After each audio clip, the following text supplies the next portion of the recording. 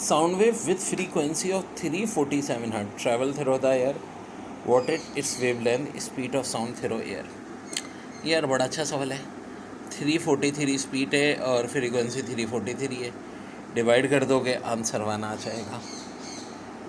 When a body force at right angle to the displacement theta equal to 90 degree, the work done is zero. बिल्कुल जनाब. The force thus produce work. Identify the example from the following when work is zero. Option A, it is considered hard work to hold a heavy stone stationary at stretch hand. लटकी हुई चीज़ पे हाथ उठा के रखोगे तो भाई वो 90 डिग्री बनेगा ना, वर्डन ज़ीरो होगा. ये एग्जाम्पल है. Person walks along a level surface with carrying a box. ऐसे ऐसे चल रहा है और बॉक्स लगा हुआ है, तब भी क्या होगा? वर्डन ज़ीरो, क्योंकि डिस्प्लेसमेंट ज़ीरो है. फिर when a body moves in a circular path, तब भी ज़ीरो है. तो आंसर हो जाएगा 1, 2 एंड 3. तीनों की तीनों स्टेटमेंट करेक्ट हैं बच्चों, तीनों की तीनों, यानी ये वाला ऑप्शन ई आंसर. ये दबंग सवाल. इन्होंने कुछ मखसूस वेबसाइट से बच्चों ज़्यादातर सवाल उठाएं. Neutron travels a distance of 12 metre in the time interval of 3.6 into 10⁻⁴ metre. Assuming the speed was constant, the kinetic energy is. अब पारे पारे बच्चों, हाफ mv² फार्मूला होता है हमारे पास. मास ये है न्यूट्रॉन का, ठीक है. वेलोसिटी कैसे निकलती है? डिस्टेंस अपॉन टाइम, क्योंकि देखो ना वेलोसिटी डायरेक्ट नहीं दी हुई, डिस्टेंस दिया है 12 और टाइम दिया है 3.6 इंटू 10⁻⁴. ये कर दिया हमने. अब चूँकि कन्वर्जन करना है इलेक्ट्रॉन वोल्ट में, तो मैं यहीं से 1.6 इंटू 10⁻⁹ से डिवाइड कर दूँगा 1.67. फ़ायदा क्या होगा? ऑलमोस्ट ये कट जाएगा अप्रॉक्सीमेटली. पावर 10⁻⁸ बचेगी, यहाँ का 2 बचेगा. अब देखो 36 को मैं चेंज कर सकता हूँ. जी हाँ, 10 इंटू पावर -5 कर दिया पूरे के. 3.6 को 36 बना दिया. ऐसा क्यों किया? क्योंकि मुझे पता है 12 और 36 कटेगा. अब ये -5 ऊपर जाके +5 होगी और स्क्वायर है तो पावर 10 हो जाएगी. 12 और 36 कटा तो 1/3 का स्क्वायर. अब बच्चों ध्यान से देखो, ये पावर 10 और -8 कितनी बची? 100. 3 का स्क्वायर 9, 9 2 ज़ा 18. 100/18 15/9. अप्रॉक्सीमेट मैंने कहा ना, आंसर 5 पॉइंट समथिंग होना चाहिए. ऑप्शन में देखो 5 पॉइंट समथिंग, ये नहीं, ये नहीं, ये बिल्कुल हाँ, और कोई नहीं. जी हाँ, बिल्कुल यही है एक्यूरेट आंसर. ये कह रहे हैं student is performing a lab experiment on simple harmonic motion. He has 2 different spring force constant K1 and K2 and 2 different blocks of M1 and M2. If K1 equal to 2K2 and M1 equal to 2M2, which of the following combination would give the student a spring block simple oscillator with the shortest period? यार पहले तो समझ लो कि क्या रहा है. कह रहा है K1 ट्वाइस है K2 के, यानी इसका मतलब है K1 K2 से बड़ा है. M2 ट्वाइस है किसके? M1 के, इसका मतलब है M2 M1 से बड़ा है, M1 M2 से बड़ा है. लेकिन इनको चाहिए क्या? Shortest time period. अब देखो ये फार्मूला होता है, ऊपर M होता है, नीचे K होता है. यार एक छोटी सी बात है कि अगर हमें छोटा आंसर चाहिए तो न्यूमिनेटर छोटा लेंगे, डिनोमिनेटर बड़ा लेंगे. M1 M2 में कौन छोटा है रे? M2 है. K1 और K2 में कौन बड़ा है रे? K1 है. तो आंसर क्या होगा? M2/K1. यानी हम ऊपर M2 लेंगे, नीचे K1 लेंगे. यानी कि इसके हिसाब से देखें, the spring with force constant K1 and block of mass M2, यानी कि ऑप्शन बी. क्योंकि हमें शॉर्टेस्ट चाहिए था. अगर लॉन्गेस्ट चाहिए होता तो कहानी उल्टी होती. यहाँ M1 लेते, यहाँ K2 लेते, लेकिन शॉर्टेस्ट टाइम पीरियड चाहिए था तो ये लेते. Microscope has objective of 8 millimetre focal length an eye piece of 25 millimetre focal length. 2015 में भी आया था, टेक्स्ट बुक से उठाया है. What is the distance between the lens if the object is in focus, sharp focus when it is 10.5 millimetre from the objective. तो भाई ये 2015 में पूरी डिटेल में मैंने बताया, फिर भी दिखा देता हूँ भाई. ऐसे सोल्यूशन होगा, ठीक है. और पहले Q 210 आएगा, फिर ये 22.7 और इसका आंसर होगा 232.7. अब देख लीजिएगा इसे 2015 के पेपर में मेरे. Light can be polarise by which of the following, उसमें पूरी एक्सप्लेनेशन दी है. तो स्कैटरिंग ऑफ लाइट से भी होती है जी, डबल रिफ्रैक्शन से भी होती है और रिफ्लेक्शन से भी होती है. जी हाँ, तीनों चीज़ों से होती है. स्कैटरिंग ऑफ लाइट से भी, ये बहुत आती है एमसीक्यूज़. क्लासें बताता हूँ, डबल रिफ्रैक्शन और रिफ्लेक्शन। तो आंसर हो जाएगा स्टेटमेंट 1, 2 एंड 3। देखिए भाई, steel rod has length of 15 metre at a temperature of 30 degree centigrade if the temperature is raise to 45 degree centigrade. The increase in length is. मेरा भाई simple सी बात है, coefficient of linear expansion. Initial length ये है, final length चाहिए, ये formula होता है T1 और T2 की वैल्यू भी गिवन है हमारे पास, अल्फ़ा की भी है, टेल टी की भी है। पुट करेंगे और ये वाला आंसर आएगा बच्चों। अब मेरे मासूम बच्चों, तुम लोग का कसूर नहीं है, बहुत सारे क्वेश्चन तो रॉन्ग देते हैं। Volume occupied by gram mole of gas at 0 degree and pressure 1 atmosphere, ये कैंसिल हुआ था सवाल, ठीक है। लेकिन कैंसिल भी हो गया तो उस वक्त तो बच्चों की टेंशन आ जाएगी ना, सारे ऑप्शन ही गलत दे देते हैं, बाज़ औक़ात क्वेश्चन गलत होता है। ये बड़ा अच्छा सवाल था। Circuit 4 ampere is current through R1, the potential difference across R1 is. देखो ये 30 है R1 और एम्पेयर कितना है 4।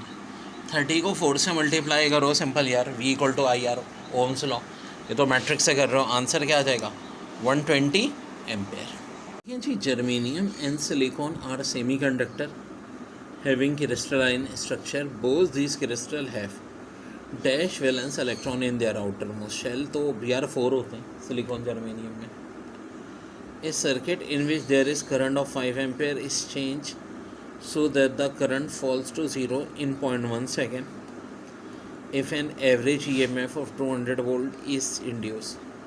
What is the self inductance of the circuit? देखो ये बड़ा अच्छा सवाल है और ये भाई हमने सॉल्व कर दिया है ऐसे। 0.1 टाइम में करंट 5 एम्पेयर है, EMF 200 है, ये फार्मूला होता है, EMF की जगह रखा, ये 5, ये 0.1 मल्टीप्लाई होगा 25, उधर जाके डिवाइड होगा, आंसर हो जाएगा 4 हेनरी। ठीक है बच्चों। फिर phenomena in which certain metal emit electron when escape to high frequency light is known as photo electric effect. फिर सोडियम में 11 प्रोटॉन और 12 न्यूट्रॉन है, तो कैसे लिखेंगे, ऐसे लिखेंगे ना, नंबर 11 और 11 और 12 का सम 23। ये बड़ा प्यारा सवाल है। Circuit in which there is current, बल्कि तो हो गया था, galvanometer has a resistance of 20 ohm and full scale deflection when current of 0.001 amperes flow in it. What is the value of the series resistance to convert it into volt meter of range 10 volt. यार ये है situation. Resistance galvanometer की 20, IG साहब 0.001, voltage है 10। Multi resistance का ये एक shortcut formula बच्चों, V/IG 10/0.001 -20।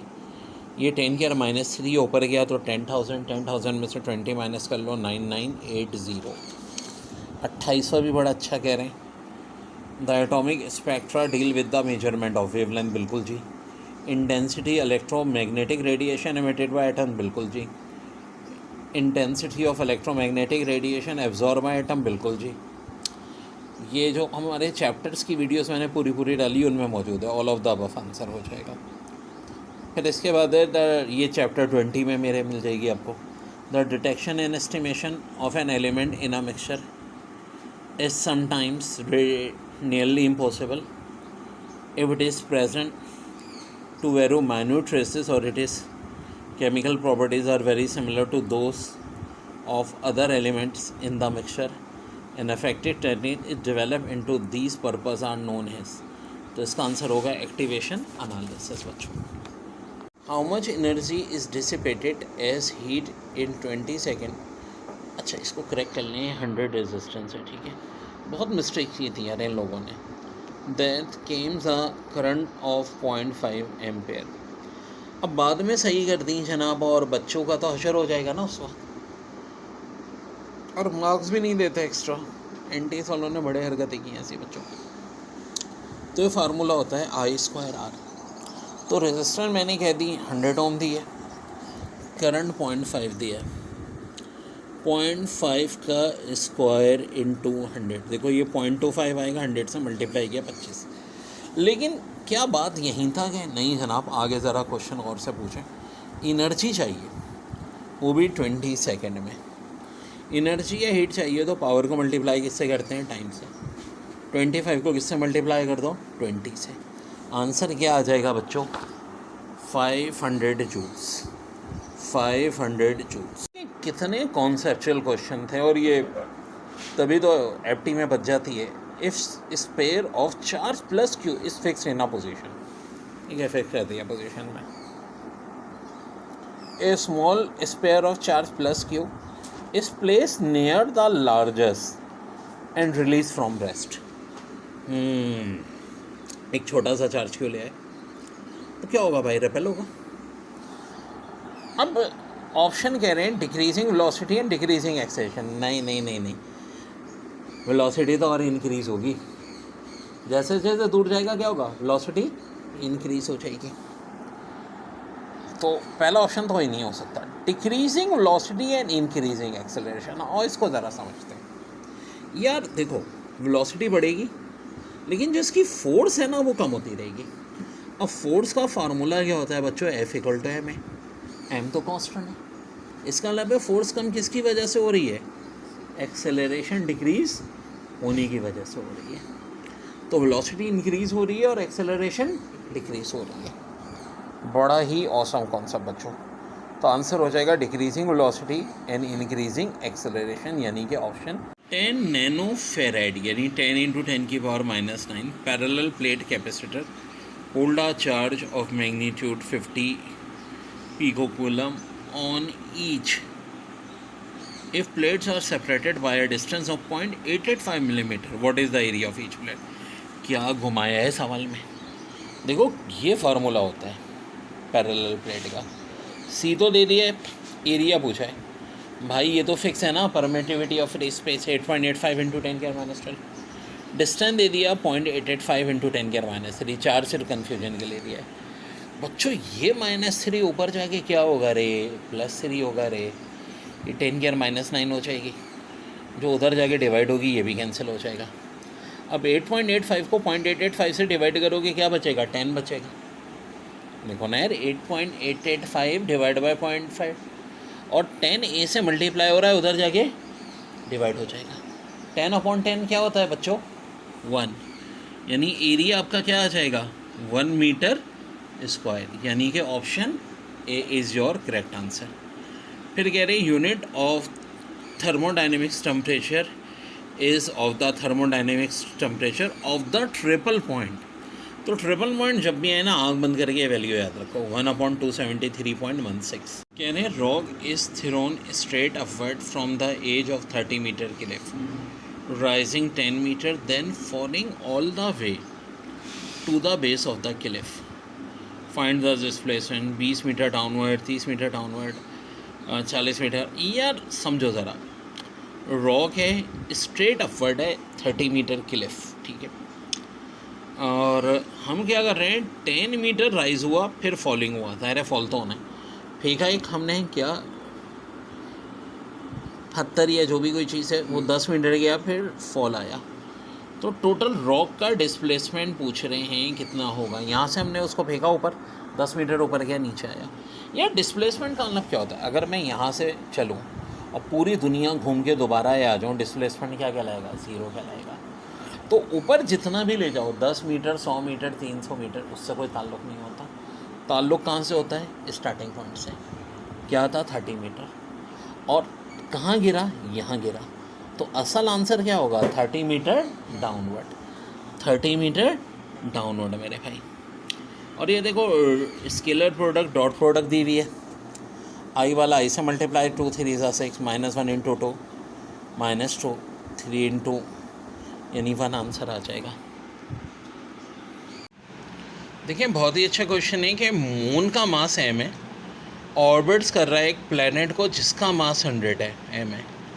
Let the strength of the gravitational force exert by the planet on the moon B denoted by F1 and let the strength of the gravitational force exerted by the moon on the planet be F2. Which of the following is true? यार बड़ा simple सा concept है ये। M1 ठीक है, पहला है मास m moon का, फोर्स F1, और एक प्लैनेट जो इससे 100 टाइम्स ज़्यादा उसकी फोर्स F2 है। तो फोर्सेस क्या होंगी भाई? इक्वल होंगी। ये तो हमें न्यूटन्स लॉ में पढ़ा है ना, मासेस जितने भी हों फोर्सेस क्या होती हैं? दोनों इक्वल होती हैं, ठीक है।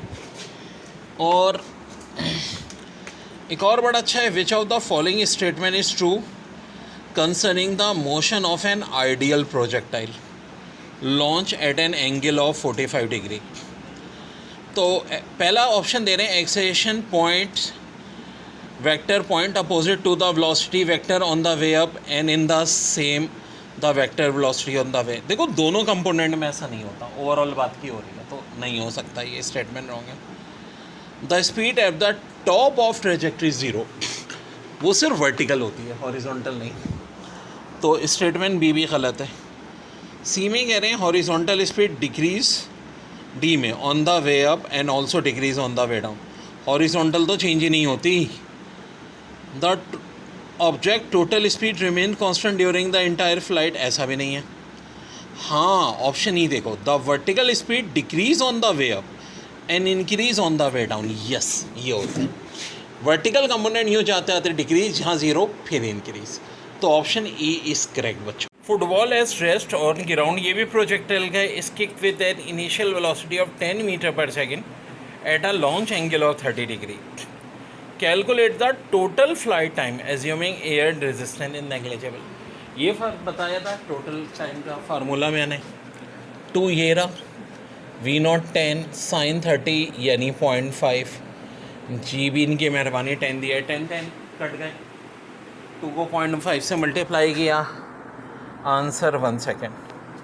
फिर कह रहे हैं if the diameter of the earth become 2 times its present value and its mass remain unchange, then how would the weight of an object on the surface of the earth be affected. यार weight हो जो है, चाहे resistance हो, अपना radius हो या diameter हो, इनवर्स स्क्वायर में प्रोपोर्शनल। तो रेडियस या डायमीटर अगर डबल होगा तो फोर्स क्या होगी, 4 times कम हो जाएगी, ठीक है। तो जी इसका वेट हो जाएगा बिकम्स 1/4, यानी कि ऑप्शन नंबर बी। भाई क्या क्वेश्चन था, stone drop from a certain height can reach the ground in 5 seconds. It is stopped after 3 seconds of its fall and then allowed to fall again. Find the time taken by the stone to reach the ground for the remaining distance. यार देखो, ये जो हम कहते हैं ना acceleration due to gravity, फिलहाल 10 मान लेते हैं ना, तो क्या होता है, पहले सेकंड में 10 मीटर, फिर दूसरे सेकंड में 10 और 10 20 मीटर, तीसरे सेकंड में 20 और 10 30 मीटर, ऐसे चल रहा होता है, ठीक है, इस तरह से कर रहा होता है। तो बच्चों कह गए रहे हैं कि 5 सेकंड में ये गिरता, तो अगर 5 सेकंड लगाओ, एक रफ हम बना लें फार्मूला, भाई हाफ GT T² होता है ना, जब VI 0, और इनिशियली मैंने कराया भी था क्लास में, तो 5T², तो T की जा 5 125, एक्चुअली 9.8 रख के 122.5 आता है, अप्रॉक्सीमेट कर रहे हैं। लेकिन बच्चों कहानी में तो ऐसा हुआ है कि पहले 3 सेकंड चला और फिर रुक गया। तो अब क्या करूँगा, मैं दोबारा यही फार्मूला लगाऊंगा अपना और देखूंगा कितना डिस्टेंस इसने कवर कर लिया था। ये हो गया 45, 125 में से 45 कर लिया और रुक गया, फिर दोबारा छोड़ा। कह रहे हैं अब कितना टाइम लगा, तो इन दोनों का डिफरेंस देखो कितना होता है, 80 यहाँ रखा मैंने, शॉर्टकट फार्मूला मेरा 5T², 5 को डिवाइड किया 80 से, T² आ गया 16, T² 16 का मतलब क्या है, 84, बाकी 4 सेकंड मज़ीद लगेंगे, आंसर हो जाएगा ऑप्शन बी। 14 की फ़िज़िक्स में बड़ी टेक्निकल फ़िज़िक्स थी और जो सवाल थे मुश्किल नहीं थे, लेकिन बच्चों टेक्निकल बड़े थे। तो अब जैसे कि कह रहे हैं body having translational motion possesses, तो भाई जो ट्रांसलेशनल मोशन होता है उसकी वेलोसिटी भी लीनियर होती है और मोमेंटम भी लीनियर होता है। And in the way a body having rotatory motion possesses, तो एंगुलर वेलोसिटी भी होता है और एंगुलर मोमेंटम भी होता है बच्चों। टॉर के नाम से मेरा एक पूरा लेक्चर है, वो भी चाहो तो देख सकते हो। When a body moves in the direction of gravitational force that is towards the earth, the work is done by the force of the gravity on the body and is क्या होगा भाई, positive. whereas when body moves against the direction of gravitational force, the correspondence वर्डन negative. भाई सीधी सादी बात है, जब ये ऐसे जाएगा नेगेटिव और टूवर्ड्स द अर्थ आएगा तो पॉजिटिव। फिर कह रहे हैं a man pushes a box initially addressed towards another man by extending a constant horizontal force F of magnitude 5 Newton through a distance of 1 meter, its final kinetic energy। भाई ये कितनी दफ़ा न्यूमेरिकल में करा हमने कि जब VI0 work done kinetic energy बराबर होते हैं, तो वर्क डन का formula force into displacement 5 1 5 is your answer.